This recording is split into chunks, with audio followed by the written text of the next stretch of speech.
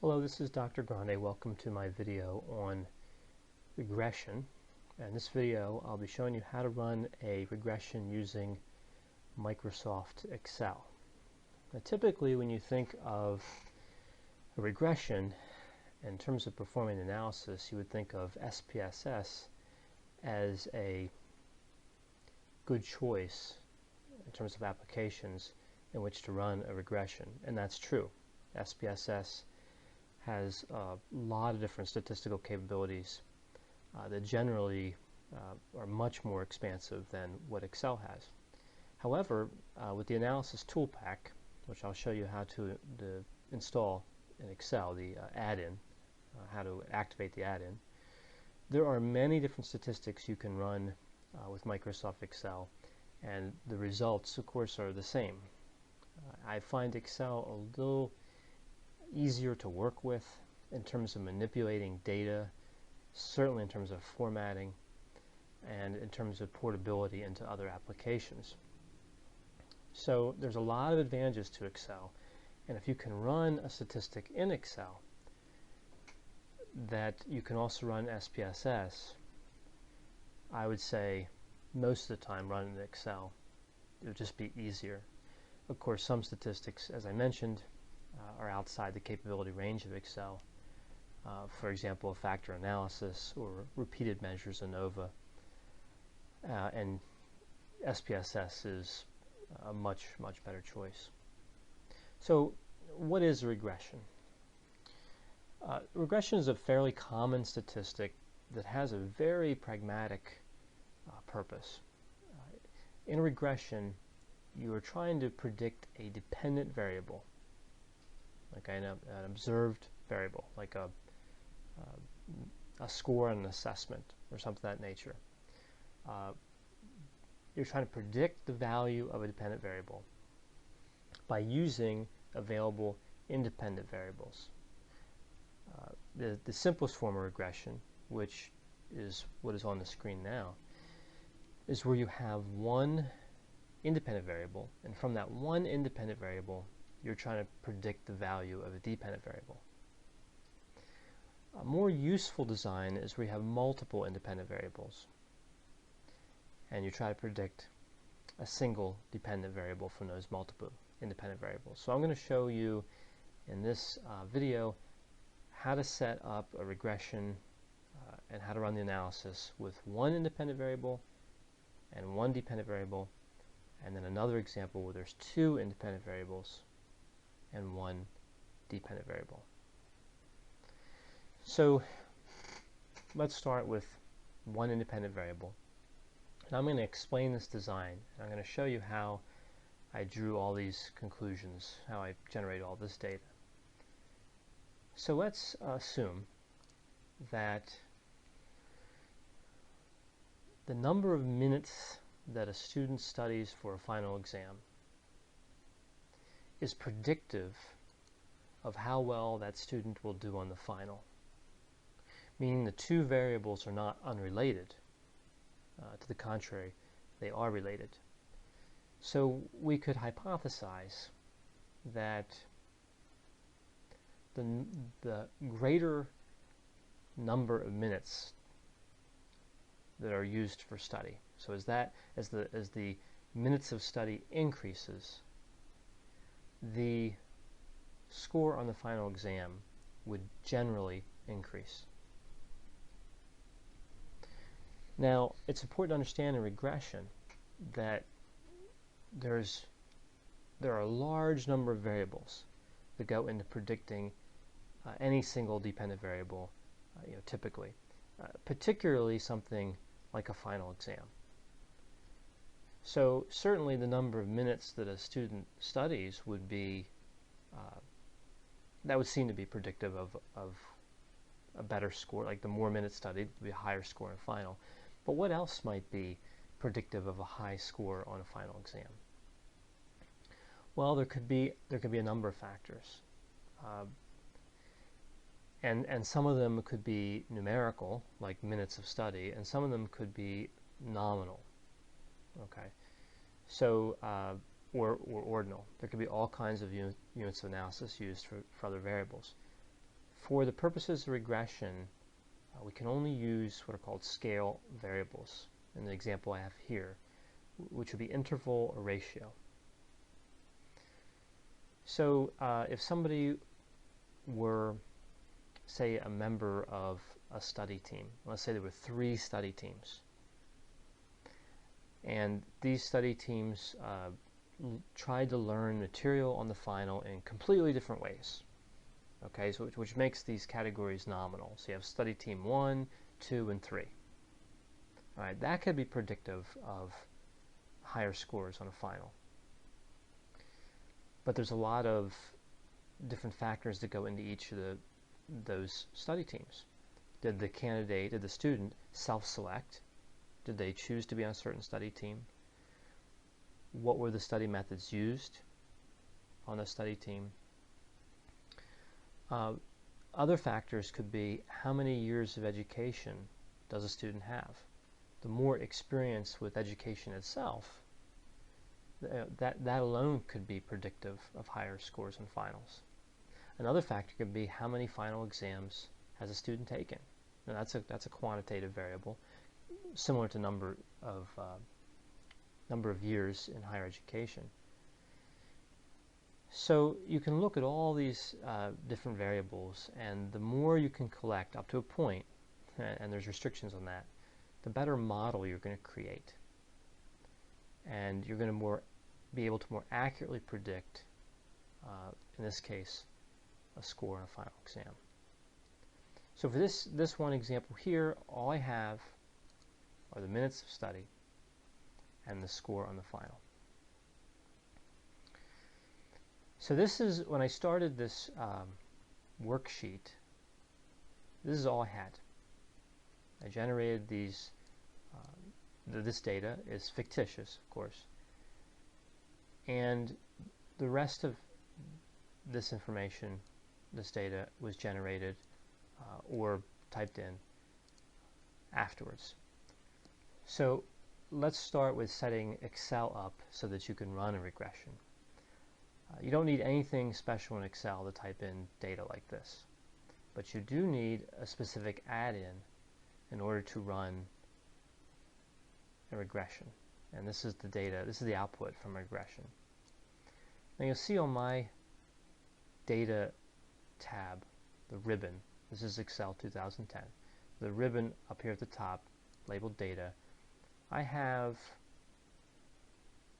a menu selection item called data analysis. It brings up a data analysis dialog, and you can see regression is one of the many choices available here. It's likely that you don't have this on your Excel application. If you do, you can skip ahead into the video to the part where I run the regression. But if you don't, let me show you how to install the add-in. So you go to File and down to Options, and you want add-ins, second to the last menu selection. Now, of course, in my Excel application, the analysis tool pack is already installed. Right? But if yours were not installed, you would select analysis tool pack. You'd make sure that down here you were managing Excel add-ins, and you click the Go button. And here, this would be unchecked. You would check this, where it says analysis tool pack. Now, I also have a few other things that are checked off, but you need the analysis tool pack and OK. That's all you need to do. And when you come back to this screen, to the data ribbon, you see data analysis available here. So let's run this analysis using the data analysis menu item. First, you click on data analysis. The dialog opens up, the analysis tools dialog. You see there's many different options here. ANOVA, correlation, descriptive statistics. We want to select regression, hit OK. So I'm going to delete the ranges that I had in here before. And now I'm going to select my Y range. Now remember, Y range, that's your dependent variable. So you're going to highlight the score and final and drag down So you encompass all 50 items. Right, so there's 50 scores. 50 scores for minutes of study and 50 scores for the score in the final. Then you go to X, and that's your independent variable. You do the same thing except minutes of study. Now these are normally not checked, but I like to include the labels and the confidence interval. The output range is already selected on to E3, okay, but you can select any output range you'd like.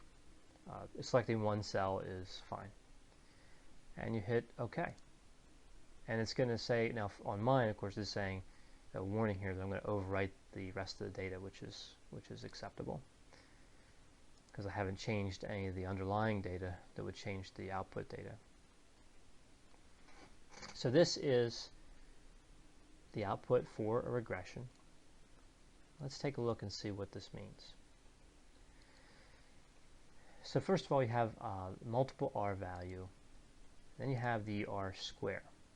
So this is the correlation, 0.93, very strong correlation in the data set that I brought forward, which of course was made up.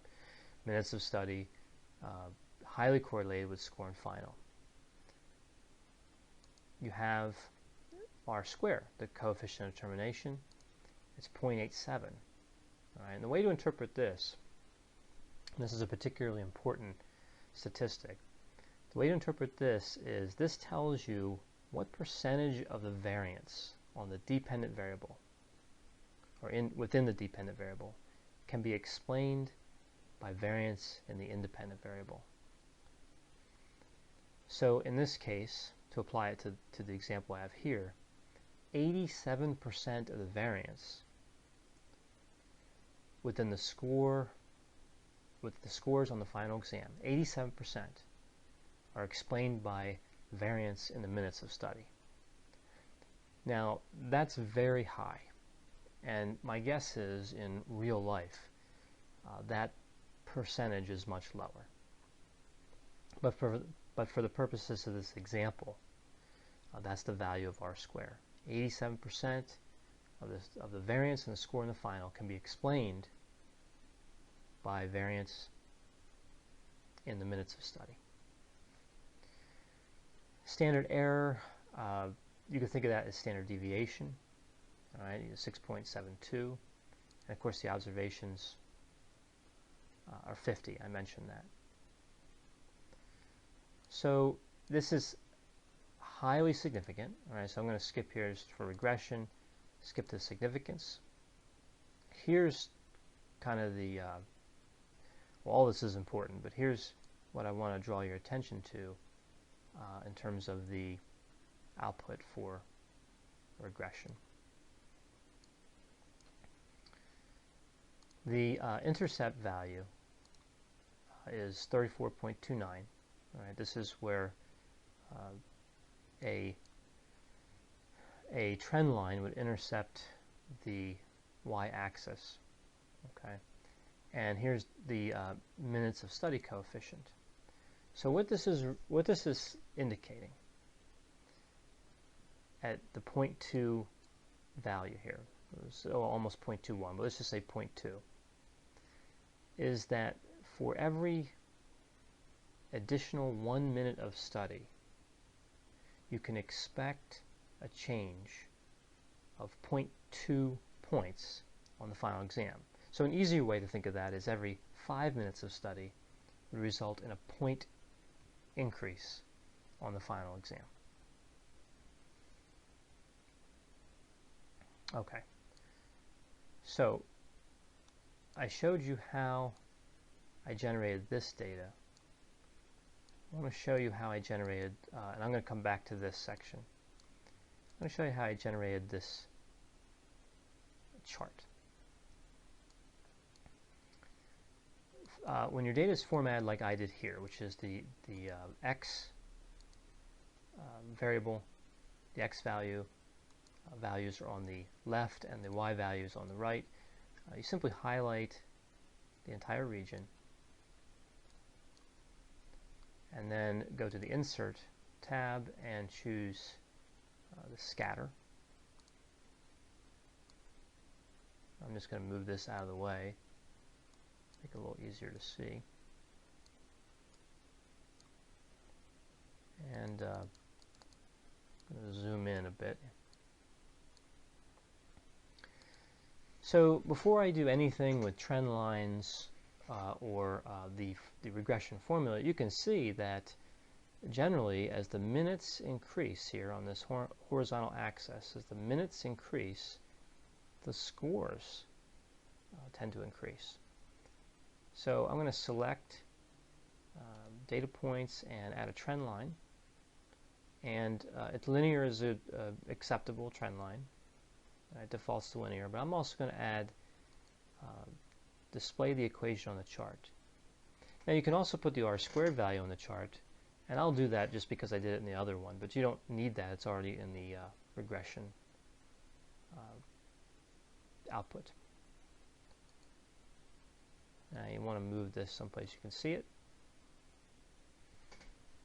So the formula for regression is y equals mx plus b, where y, of course, is the dependent variable, and m is the slope, x, of course, the independent variable, and b is the intercept. So where this trend line here intercepts the y-axis. And, of course, r-squared I added on here. So this is your formula, which is consistent with what I described before, looking at the output. So by looking at the scatter plot, you get an idea that, of course, as the minutes increase, the scores increase, but how do you quantify that? Right, so I'm going to delete this, stay zoomed in, and move up here to this function that this very simple function that I installed that will allow you to, using this regression model, predict a score based on just the minutes of study. Now, of course, there's error included in this, but this is according to the regression formula that you have. So you have here a function. As you can see from this function, I have taken the minutes of study, right, which is the independent variable, and multiplied it by the slope, the coefficient for minutes of study, and then I added where it intercepts the y-axis, which is right here. So as I adjust, so that's the formula here. So as I adjust minutes of study by, say, 5, you'll see roughly a 1 point difference, a little more than 1 point, because it's 0.21. Roughly a 1 point difference in the predicted score, which is exactly what the model tells us.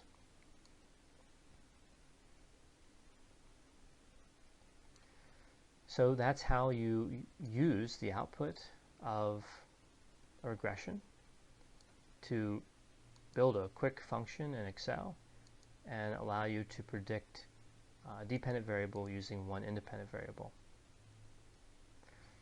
And again, as I mentioned a few seconds ago, there's error in any of these models. There's error that we can't see. So clearly more than one variable contributes to a final exam score. But this is all the data you have available. This is what you would use to make your best prediction. So let's take a look now at two independent variables. All right, so I'm going to zoom in again here, a little better view of the data, and show you what I did for this example. So I retained all the original data in the minutes of study variable and all the original data for the score in the final. And I added a new independent variable called practice exam. Well, I did that for a couple reasons. One is to show you how to run this regression with two independent variables. But another reason is to demonstrate, the reason I chose practice exam is because this is oftentimes how these regressions work. You can control the number of minutes that you study. All right? Or if you were running an experiment and the students were participants in the research experiment, you could allow them a certain amount of time to study. Practice exam, you cannot control. Right? It's still an independent variable in this model, but you cannot manipulate it. The score is what it is. Now, for the purposes of this regression, we're going to assume that the practice exam is similar to the final exam, but it is a different exam. So there is going to be variance. Well, of course, there's going to be variance in the scores, but there's going to be not a perfect correlation. Right? There will not be a perfect correlation between these two because they are, in fact, different exams. All right. So you have now two predictors: the number of minutes that a student studies, their score on a practice exam, and you have one dependent still, which is the score on the final exam. So again, I'm going to show you, this is the output, but I'm going to show you how I arrived this output, how I got this output to display on the screen. Okay, and it is different because there are two independent variables. Now, I won't review how to get to the data analysis section again because I've already covered that. You would go to Data and click Data Analysis. If you don't have that data analysis add-in, just move to earlier in the video where I talk about that. So I'm going to activate the Analysis Tools dialog by clicking Data Analysis. I'm going to stay with regression, hit OK. I'm going to delete these values I have in here. Now, Excel holds the values from the last run of statistics, similar to SPSS. SPSS does the same thing. So the input Y range, that's going to be score and final. And here's where it gets not so much a little tricky, but just a little different. The input X range is actually going to be minutes of study and practice exam together. I'm going to click Labels, Confidence Interval, as I mentioned before, and leave the output range where it is, and hit OK. Of course, it's going to warn me about the overwrite. I'm not worried about that. I have not changed the data.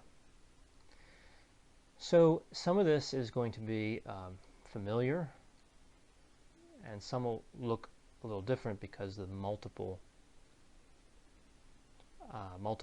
independent variables. Okay. So again, the high correlation in this model, R squared, 88%. So using these variables, the independent variables, you can see that 88% of the final exam variance is explained by variance in these two variables. On ANOVA, the regression, again, highly significant, statistically significant. And here is the part I want to draw your attention to, which is the two independent variables and the intercept. So you see the intercept, 29.37 roughly. And you see here the minutes of study. For every additional minute studied, we expect a 0.14 point increase on the final exam. But now look at the practice exam. For every unit, 1 unit moved on the practice exam, you can expect 0.26 units of movement on the final exam. All right, so to review, for every 1 extra minute studied, 0.14 points movement on the final. And for every additional point on the practice exam, you have 0.26 points added to the final, which tells you that the practice exam is more highly predictive of the final exam score than minutes of study. So,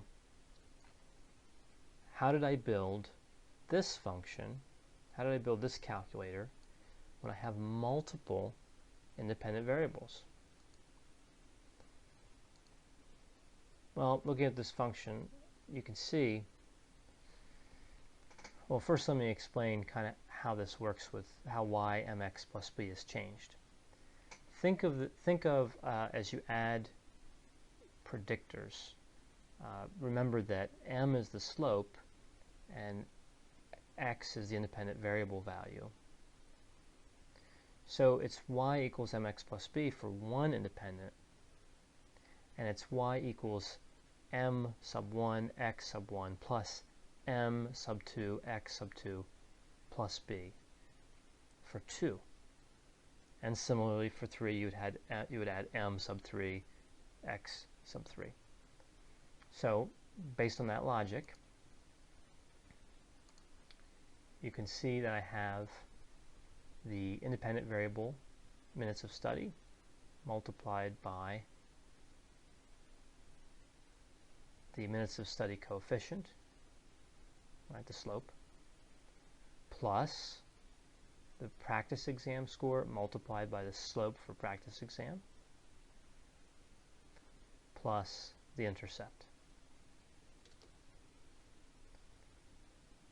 So we know that the predicted score, the final exam score, is more sensitive to movement in the practice exam than it is to movement in the minutes of study. Meaning it's going to move 0.26 for every 1 unit of practice exam, every 1 point, while only 0.14 points for every 1 minute of study. So if we were to change the practice exam score to 65, see quite a jump there. Let's make this even numbers. So let's say we start with 200 and let's say 80. So we have a predicted score of 79. So 79.05. So if we move the minutes of study to 205, it doesn't even make it to 80. If we move the predicted score to 85, it exceeds 80, which you would expect. Again, the predicted score is more sensitive to movement in the practice exam than the minutes of study. So this is how you calculate a regression, how you run a regression with 2 independent variables. Earlier in the video, I covered 1 independent variable. This is all done in Excel. As I mentioned before, it can be done in SPSS as well. I hope this video was helpful. And as always, if you have any questions, feel free to ask me.